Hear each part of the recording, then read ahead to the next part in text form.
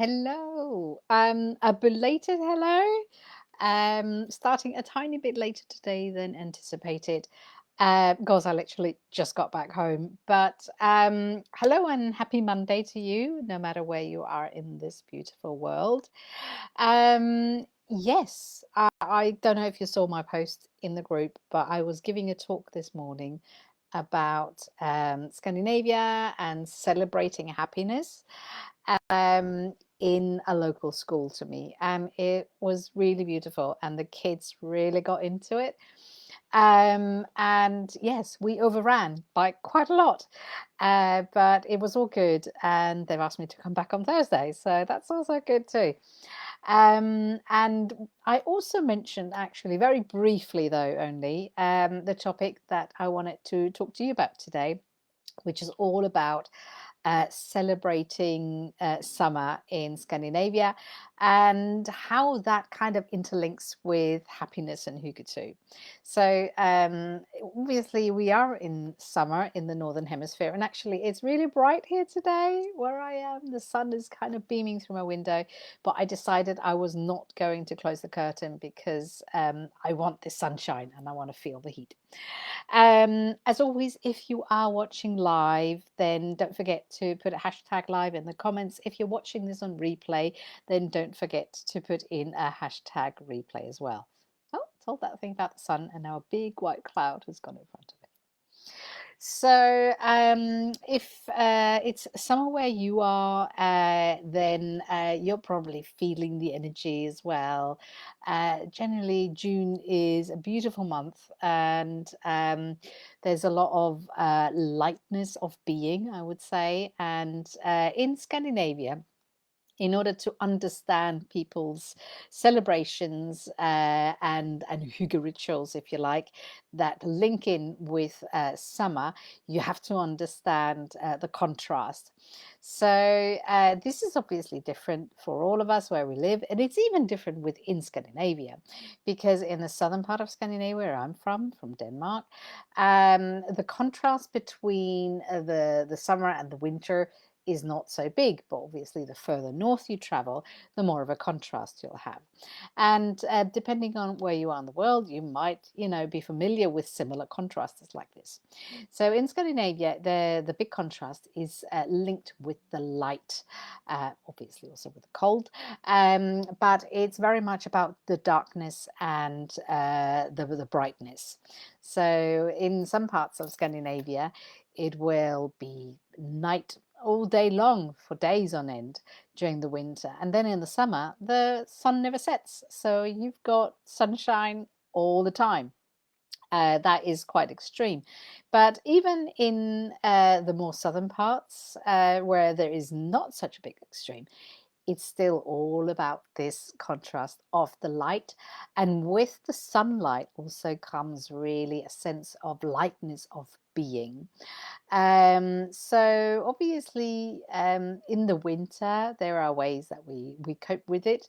I think one of the main ways of coping with it in Scandinavia, and is also kind of a theme and a thread through this, is obviously hygge and celebrations. So it's celebrating what there is, and you'll find something to celebrate in order to cherish and nurture your happiness.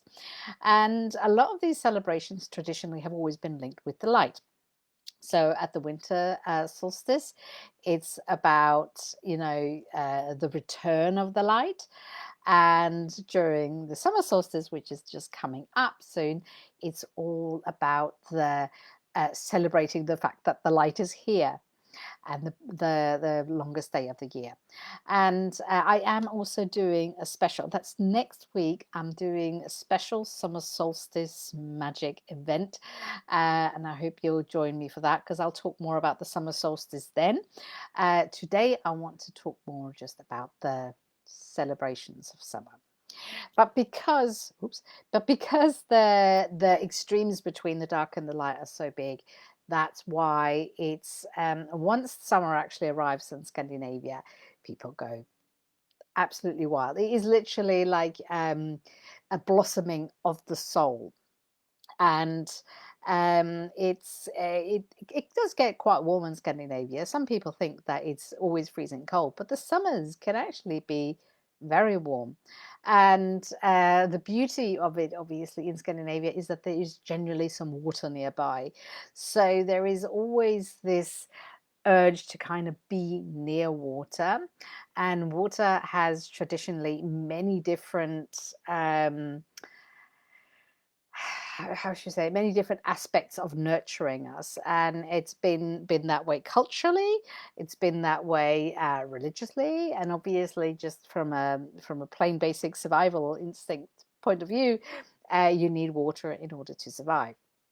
But in Scandinavia, we are very much drawn to the water throughout the summer periods as well. And in obviously, if we kind of go around country by country, probably the people that celebrate summer in the biggest way, and especially obviously their midsummer celebrations, is Sweden. Now, Sweden is known for their big celebrations. The celebrations themselves actually go back to the Vikings all over Scandinavia. But what they do in Sweden is they basically imported the maypole from Germany. But uh, in order to actually decorate it with flowers and everything, there simply are not enough flowers in the month of May in Sweden in order to do that. So they would normally have the maypole around midsummer, and then they will decorate it with flowers. And everyone decorates themselves in flowers, making flower garlands. And it doesn't matter whether you're a girl or a boy or a woman or a man, everyone does it. And it's actually a national holiday in Sweden. They really go for it. And obviously, there's an awful lot of joint eating, drinking, going on to singing and dancing linked with that as well. And the following day, everyone's question will be, where are my shoes? Because everyone will have lost their shoes during the night, being out dancing. And it is that thing of everyone is outdoors, everyone is probably either in a meadow or near a lake, and everyone's definitely taking their shoes off and just grounding themselves in Mother Earth for this celebration. In Norway and Denmark, very much the old tradition from the Vikings has survived a tiny bit more, which is surrounded with fire. But there's also a link with water there as well, which I'll just touch on very briefly.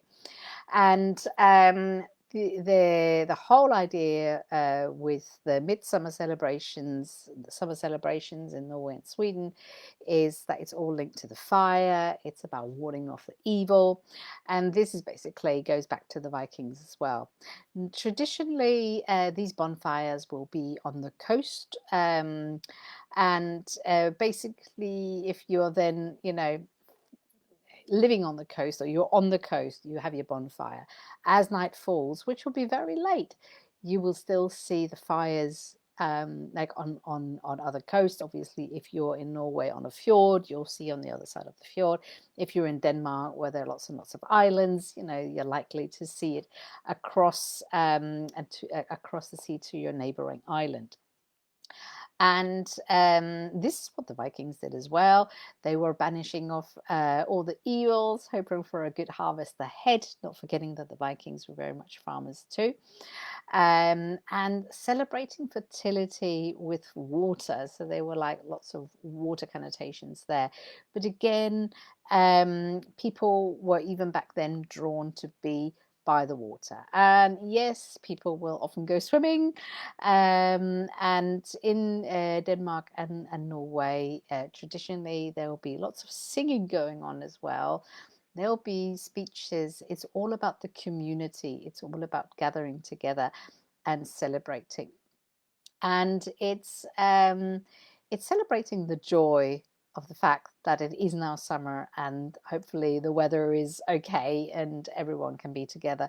Having said that, obviously sometimes it rains at midsummer, and it's kind of sad, but you'll see people huddling around with umbrellas and they will still try and get the fire lit, because sometimes it's such a big thing. People will not just give in just because it's a tiny bit of rain. Some years they do have to cancel it totally. But it's that thing again, that it's the community aspect of it, of getting together. Although in Norway and Denmark it's a bit of quieter, it's more of a family affair, and people will then go back home. But midsummer and summer in Scandinavia is not just midsummer. It's everything that happens basically from whenever it's warm enough to kind of be outside and get your feet out. That's when people do it. And it's depends obviously from year to year. But it's very much that fact of being outside as much as possible throughout these summer months and making the most of it. And sometimes it's obviously difficult because people live in cities, people have got jobs, it can be really difficult. But generally, people try and make being outside and making the most of the light a priority. And I'm glad to say that that is still the case, even though obviously we live in a culture where, to be quite honest, you could be cooped up inside looking at a screen all day long if you wanted to. But it's that thing of remembering that the joy and the happiness is found in being in the here and now. And if here and now offers you a beautiful sunny day with a blue sky, then why would you not go and embrace it? And it's obviously, again, that Scandinavian saying of that there's no such thing as bad weather, only the wrong type of clothes. So obviously, from that kind of mentality, it's about not having I've sometimes referred to it as conditional thinking, where you think that certain conditions need to be met in order for you to go and do things that make you happy, or just do things in general that you want to do. Because the thing is, you live in the here and now. And especially in Scandinavia, I think it's so deeply rooted in culture that you just don't know. It's when the next bit of sunshine might be there. Some parts of Scandinavia, the summers are very short. I'm sure some people will claim that it never arrives, but it's really making the most of it. And yes, on the days when it rains, I will still advocate that you can still go outside. Although, if you've been outside for a long time, then it's okay to have like a day inside. But it's grabbing the moments that you can when you're outside. So in the big cities, especially, you'll see the parks. They will take their lunch. They will go to a park. That's where they will have their lunch, preferably meeting up with friends or with colleagues, or you go for a walk. Copenhagen is known for its lakes, so maybe you're going for a walk around the lakes. Or, I mean, even sitting in the shadow of the tree, there's nothing more beautiful, on a hot summer's day. And also, I mean, from a physiological point of view, it's extremely grounding. And some people might think, oh, not sure what you mean about that. But we have got electrical currents in our body, and we live surrounded by electricity, electrical waves all the time. And as you will know, there's only one way to kind of take electrical charge down, and that is through Mother Earth. So any given opportunity, I would recommend, and that's what I think a lot of people in Scandinavia will do as well. You take your shoes off and you sit in the grass, with your bare feet if you can. And yeah, just ground yourself. There's nothing like slightly wet grass, if nature allows. Don't go out in a thunderstorm, obviously, but having a bit of common sense about it. So going outside and making the most of that nature. And then at the weekends, well, it's Scandinavia, so people will be outside. In Sweden, you will be going, in Sweden and Norway especially, you'll be going to your hut in the forest, which is probably near a lake. And again, even though it's maybe for a limited amount of time, you're soaking up that time. And if you are a city dweller, then it's about finding the times during the day to kind of go back to nature, to be outside. And whether that's to eat or drink, and it definitely doesn't involve a screen. I think sometimes it's a blessing that screens can be hard to see when the sun's shining, because it does mean that you will need to just switch off and allow yourself to be in that glorious moment. What else is there? Well, people obviously love their gardens. So throughout all of summer in Scandinavia, you'll see people investing a lot of time in their gardens. Most people will choose to more or less live outside if it is possible for them. Now, I am generalizing here, because obviously some people are not that much into nature. Some people also might just be limited because they live maybe in an apartment in central big city. But generally, people are outside a lot more. And it doesn't really matter how big the garden is, because you can still create a sanctuary in the garden. Now, I mean, the latest trend when I was back just recently was very much that in many years, creating outdoor living spaces has been very important. People in Scandinavia in general invest a lot of time and efforts in their home. But in recent years, it's really become like the outside, like the garden space. That's what people invest in. And when I say invest, it's because, not only having a bit where, if you're having people over in the summer, you'll be in the garden if you've got a garden. So, that's that bit.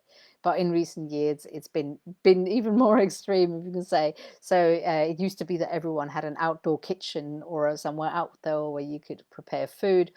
Now it's become that you also have outdoor showers and obviously outdoor fireplaces, it's and huts as well. They call them shelters in Denmark, which is, people have beautiful homes, but they want to sleep outside with minimum effort. So there's a big rise in what's known as shelters, which are basically wooden constructions. So you are raised off the ground, and then there will be 3 walls and a roof, but it'll be totally open on one side. For some people, it might be even more open than just having one wall removed. It might be more open than that.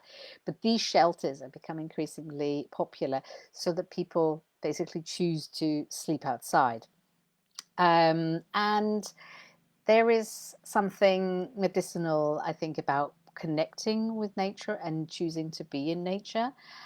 So people really go for it throughout the summer. But I will also say that I know people in Denmark who slept outside in the middle of the winter in their shelters just because they wanted to just, have that experience. And I believe that one actually didn't have a roof, because I'm sure they told me that they were looking at the stars. So it's very much about connecting with nature, lots of flowers, obviously, and celebrating the abundance in nature. This is that time of year, and connecting in with water wherever it is possible. I think it lies really much in the human psyche anyway. So what to do when you're outside? Well, what would you do when you're outside in Scandinavia? It's either resting and reading, or it's about creating general havehygge, as we call it, gardenhygge, which can also be taken to a park or anywhere else. It's about being outside. Maybe you've got a thermos with your favorite tea, or maybe you prefer to be like iced tea if it's very warm. And it's some nice games. Wooden games are always, something that I really prefer, but things that are easy to kind of take with you at the same time. So little compact games that will stand the test of time.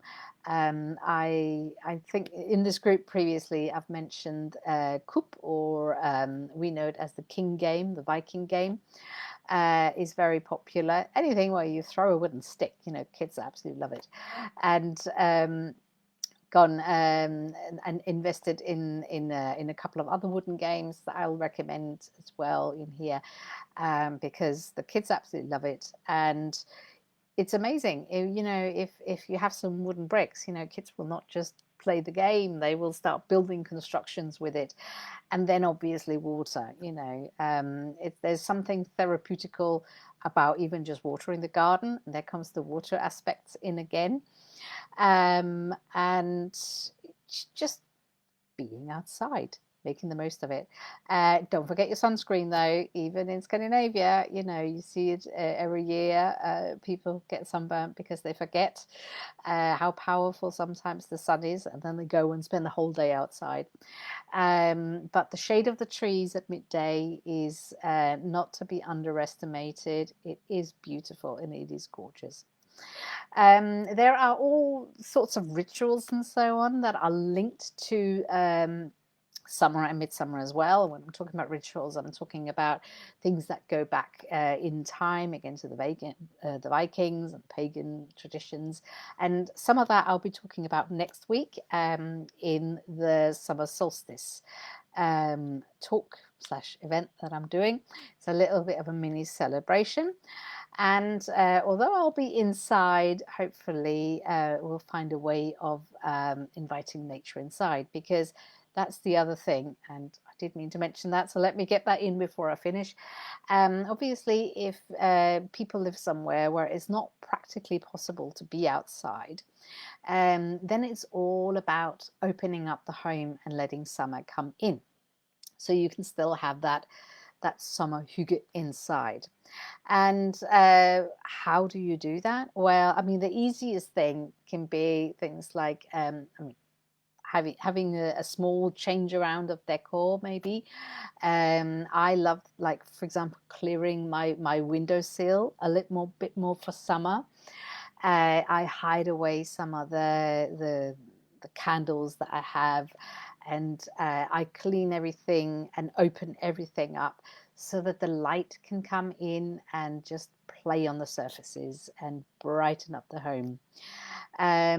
Sometimes it can be that I've been considering this, I haven't done it yet, but changing over curtains so that there are summer curtains and winter curtains, because it lifts the room. The light source, and there you go again, it comes from my Scandinavian heart.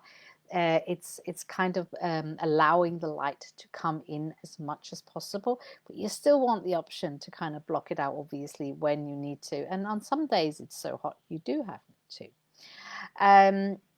And yeah, ways of finding no, ways to bring nature into your home. Whether that's picking a single wildflower from your garden, don't forget to leave some for the bees, or maybe investing in another nice big leaf plant that, you know, will add that bit of nature, a bit more tropical feel maybe to your home, because the plants have this ability to not only help the air quality in our home, but it's a way for us to connect with nature, even if we can't be outside. There we go. So there's a bit of Scandinavian summer celebrations for you. And midsummer itself, I'll talk a bit more about next week, and I'll talk more about, that'll be more like the magic and the rituals and so on around that. And maybe some ideas for what you can do. I'll share a bit about what me and my family will be doing as well. And yes, until then, I hope you can celebrate summer wherever you are, and that you can make the most of that beautiful light in a, how should I say, a moderate way, without overdoing it, but at the same time just harnessing the beautiful benefits of this bright and luscious abundant time. Have a lovely week, and I will see you soon. Bye bye.